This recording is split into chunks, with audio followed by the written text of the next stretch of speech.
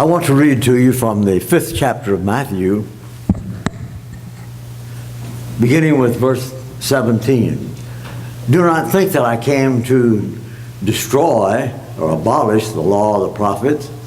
I have not come to abolish them, but to fulfill them. I tell you the truth, until heaven and earth disappears, not the smallest letter nor the least stroke of the pen will by any means disappear from the law until everything is accomplished.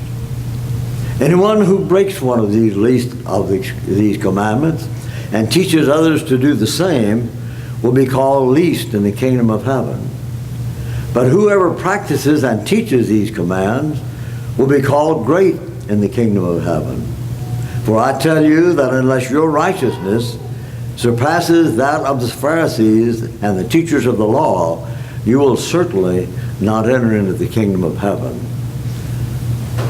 The religious world today and for centuries has been divided over the idea of the spirit of the law or the letter of the law.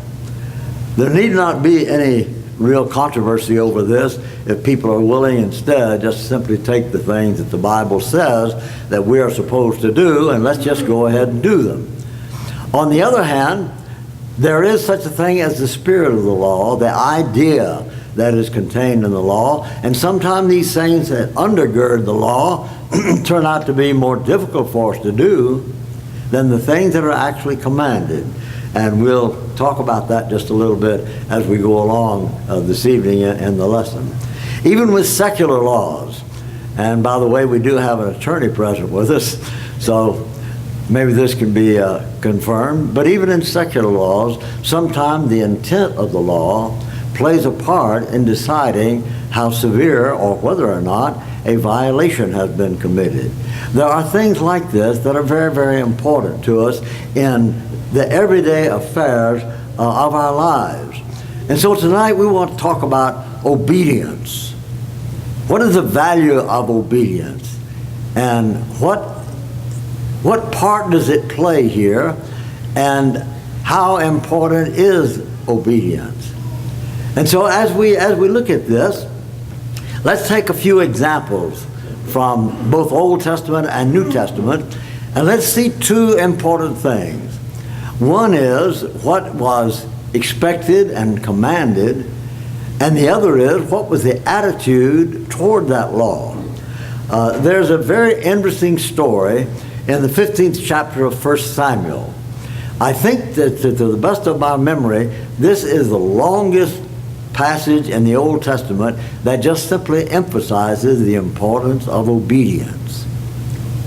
Let me tell you the story of what was taking place. Saul had been appointed as the first king of the United Kingdom. He got along very, very well in the beginning. He was a good king. He was recognized. He was a humble man. But then after a while, it seems that his position went to his head, and the first thing you know, there was a lot of jealousy that came up, and there was a lot of competition that came up, and Saul seemed to have been feeling his own importance, and so Saul began to do things on his own that God not only didn't require, but that were displeasing to God. In the 15th chapter of 1 Samuel, the story of the conquest of the Amalekites is told. Let me mention to you what this was. The Amalekites were a group of tribes of people. It was a very tribal type of society among many of the people in the Middle East at that time.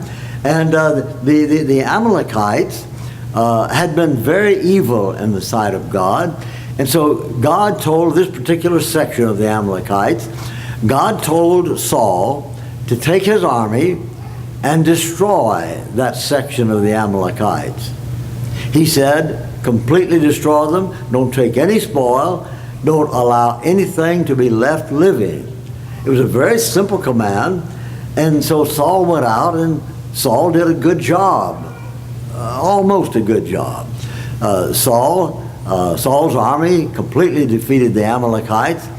The entire army was killed except the king. His name was Agag, and they had a lot of flocks and this sort of thing, and they killed all of the flocks except the very best part of the flock.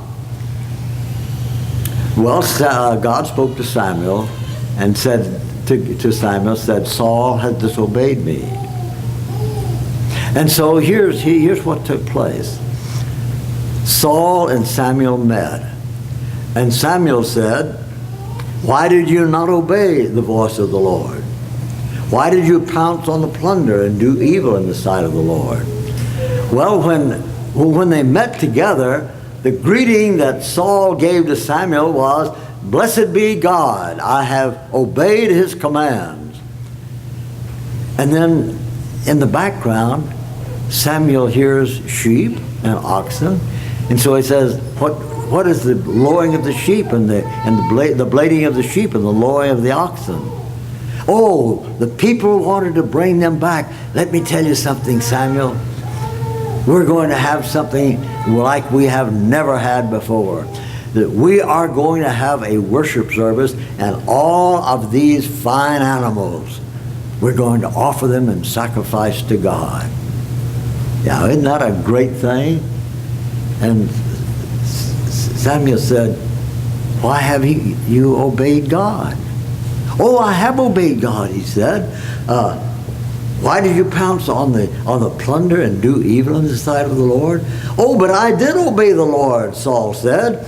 I went on the mission for the Lord, to let the Lord assign me, and I completely destroyed the Amalekites and brought back Agag the king. Uh-oh. It doesn't say uh-oh, but that's what I say. I brought back Agag the king.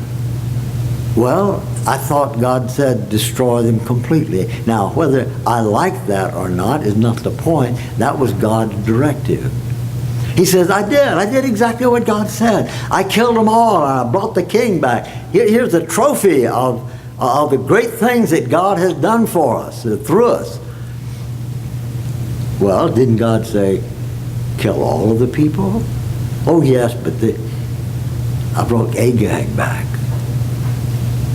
And so the soldiers, he says, they took the sheep and the cattle from the plunder, the best that was devoted to God, in order to sacrifice them. Well, you know, when people talk about worship, it's an interesting thing, and this is going to come up again in just a few moments. But when people talk about worship, so much of the time they really talk about worship that I want to do, worship that pleases me, worship that I enjoy, without stopping to think of what did God say about worship. Because there may be quite a big difference. If you go from here to here to here to here and notice how different religious groups worship, you'll get all kinds of differences. Now, the point that I'm trying to make here is that God is the one who determines how we should worship. He said, kill all of the animals. Oh, well, we brought these back for a great worship service to God. Well, notice that the commandment was to destroy everything, just to destroy all the people, and he violated it. You know, he kept one man. Folks, when God said kill all of them, Saul came as close as you can come and still disobey. He brought one man back. That's all. You can't get any closer than that. Now, what is the importance of this? Sometimes people think that grace kind of reduces the importance of obedience. Well, if we kind of do the spirit of the law, that's really all we need. No, that isn't all we need. There is such a thing as the letter of the law that is very, very important, and that is just exactly what Saul missed here. The spirit of the law kind of said, well, kill most of them, but that's okay if you save the best for sacrifice. That's a noble thing, isn't it?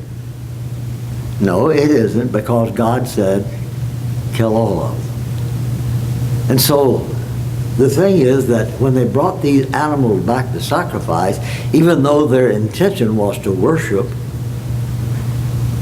what really took place was these people had disobeyed God. Now, we're not talking about works salvation here. We're talking simply about obedience to the command of God. When God commands, you and I need to listen and obey. After all of this encounter between Saul and Samuel there, after all of that was over, here's what Samuel replied to Saul. Samuel replied, "Does the Lord delight in burnt offerings and sacrifices as much as in obeying the voice of the Lord? To obey is better than sacrifice, and to heed is better than the fat of rams. Rebellion is like the sin of divination, and arrogance is as evil as idolatry. Because you have rejected the word of the Lord, he also has rejected you as king." I don't know how we can look at any passage of Scripture and see any more clearly the importance of obeying God exactly as God said.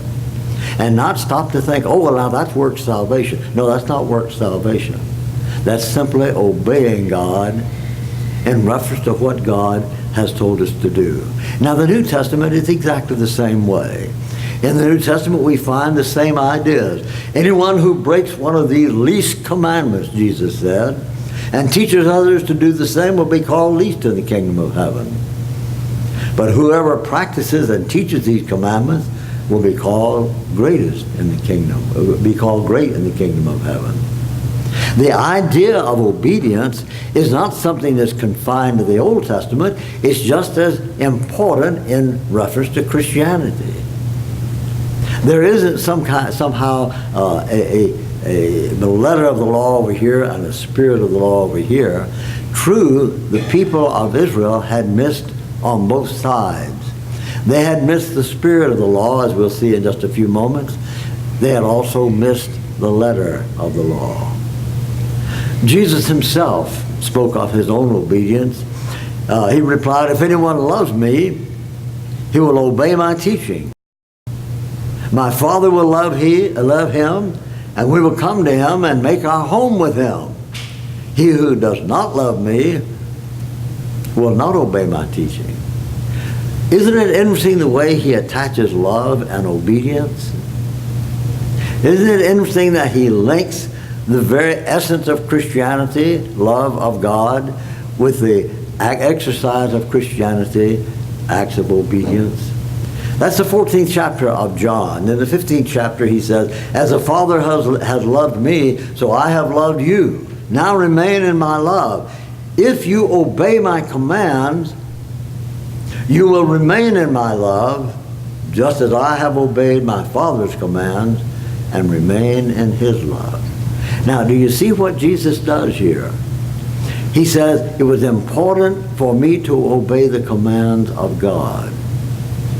It's important for you to obey the commands of God, and that links our relationship to God, the relationship that exists between God and man. In Hebrews chapter 10, the writer of Hebrews is talking about the importance of Christ's sacrifice. And so he quotes a statement from the Old Testament, and here's what he says. "Then I said, here am I. It is written in the book of the scroll, I have come to do your will, O God." Now, all of this that I've talked about is primarily in reference to the letter of the law, isn't it? It's important that we understand and embrace the idea that when God speaks, we're supposed to obey. Let's take a look at the other side of this question. The title of tonight's lesson is Spirit, Word, or Both? And the answer is both. Let's take a look at this. Matthew chapter 5, the Sermon on the Mount. "You have heard that it was said by people of old long ago, do not murder. Anyone who murders will be subject to the judgment. But I tell you that anyone who is angry with his brother will be subject to judgment. Again, anyone who says to his brother, Raca, is answerable to the Sanhedrin. But anyone who says, you fool, is in danger of the hell of fire. Therefore, if you are offering your gift on the altar, and you remember that your brother has something against you, leave there your gift in front of the altar. First go and be reconciled to your brother, and then come and offer your gift. Now, we've misapplied this passage a lot of times. We've substituted the sacrifice at the altar for the Lord's Supper. And so, I can't take the Lord's Supper today because I think somebody has something against me. That's not what he's talking about. He's talking about the whole thing of worship. Remember, Jesus was living under the law of Moses, and this is the primary thing that he was speaking of, was there in reference to the law of Moses. So here's the point. First of all, murder is wrong because we're taking the creation of God and destroying it. That's the essence of murder. That's the idea.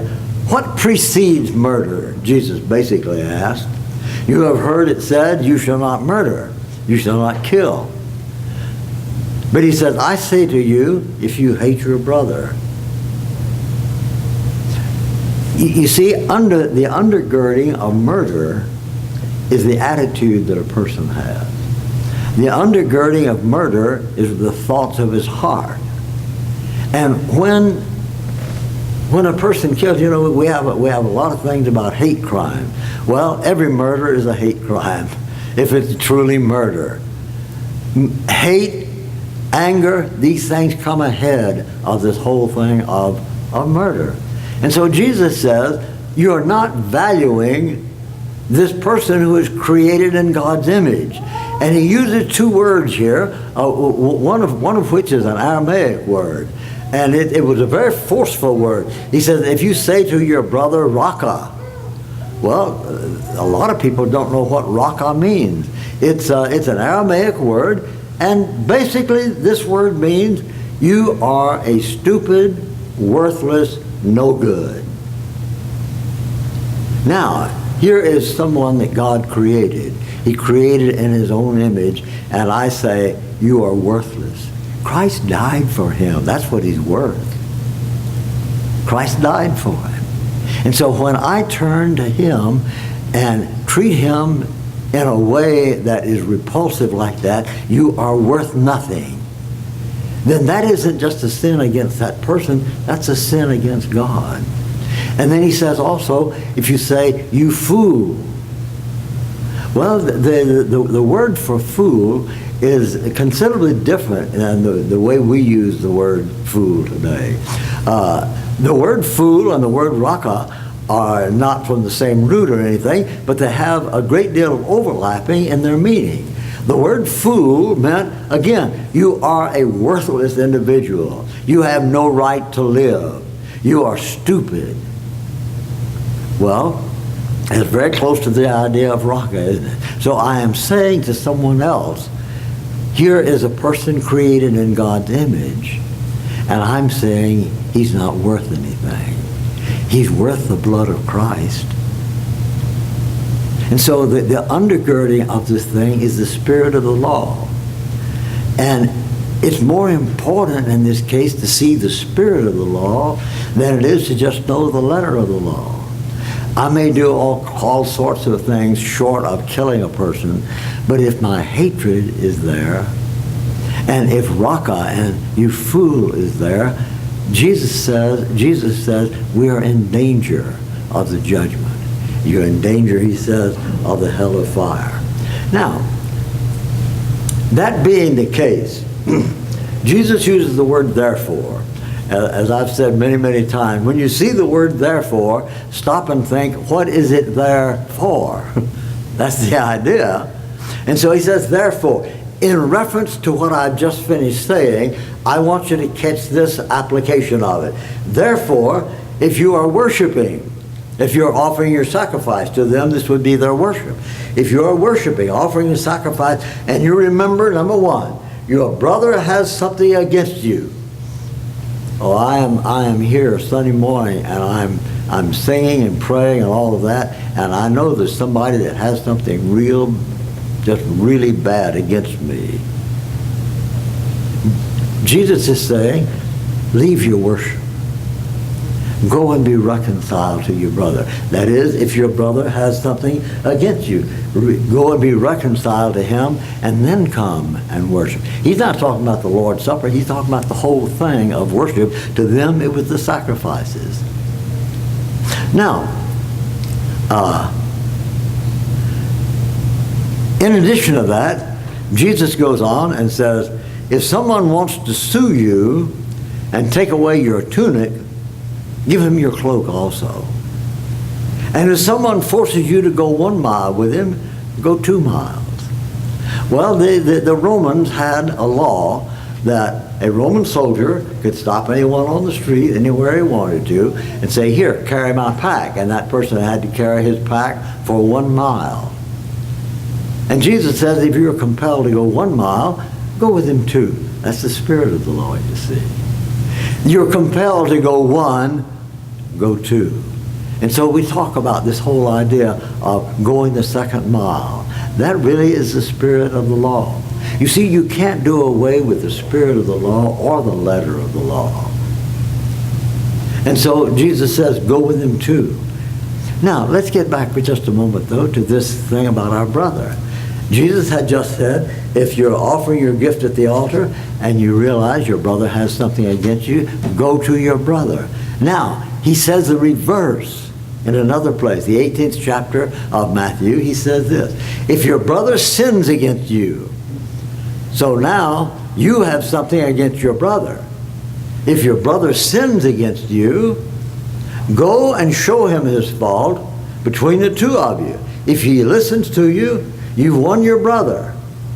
If he will not listen, take 2 or 3 others along, and that every matter may be established by this testimony.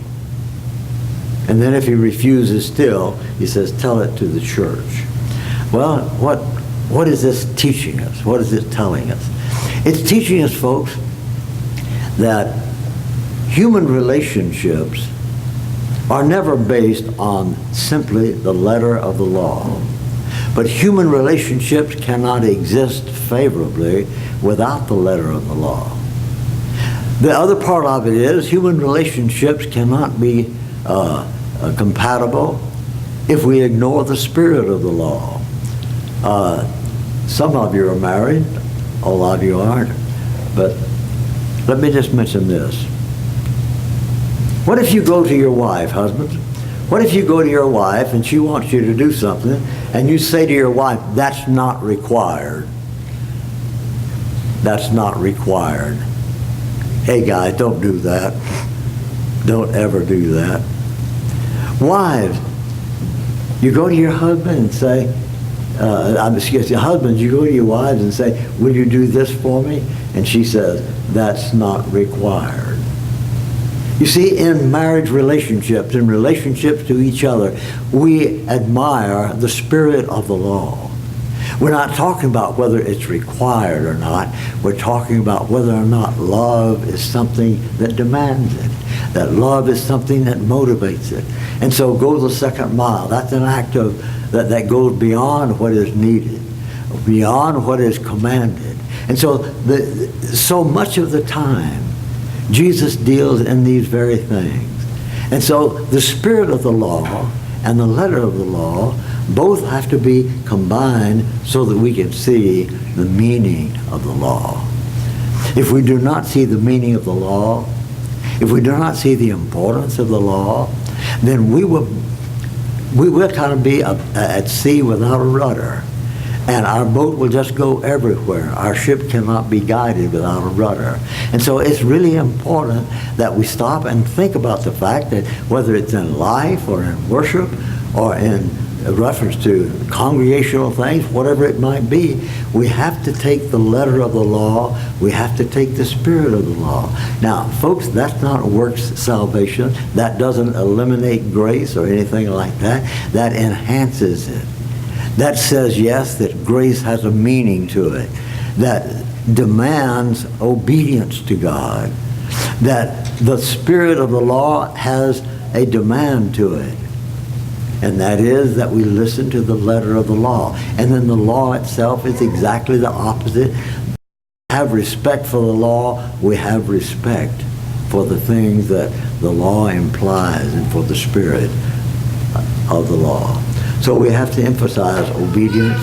We have to emphasize grace. We have to emphasize the spirit of the law. If you're not a Christian tonight, the invitation of Christ is open to you. If you believe in Jesus Christ with all your heart, you will turn away from sin and come to him on his terms, be baptized into him. He has promised to make you his child and to pardon your sin.